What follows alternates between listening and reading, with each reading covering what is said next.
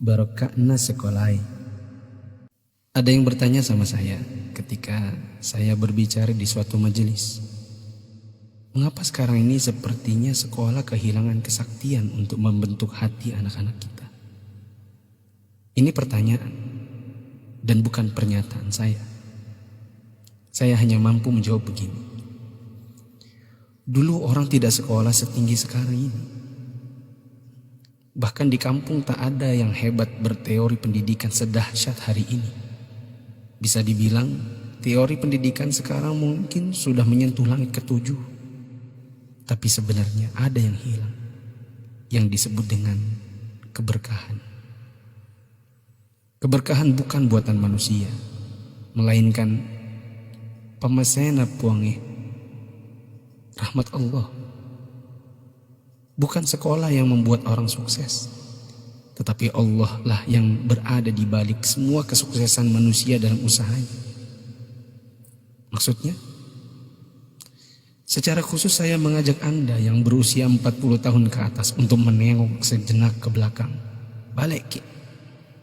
Ingat waktu kita sekolah di SD, yang nafas tak baru setengah-setengah, kita sudah disuruh ke sawah, membantu guru matanik, menanam padi, membantu guru mencari kayu bakar di dare, di kebun, mengambil air untuk dipakai guru di rumahnya, disimpan di gumbang.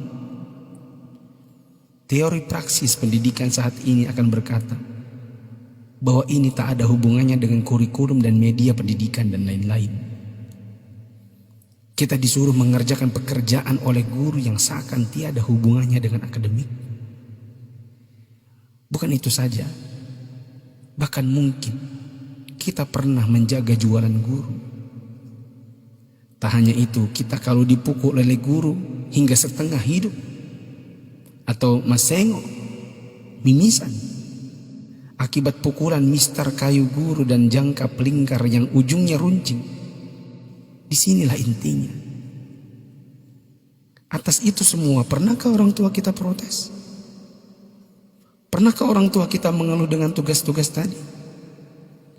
Pernahkah orang tua kita melarang kita ikut ekskul dalam tanda kutip yang saya sebutkan tadi, mencari kayu, mengambil air?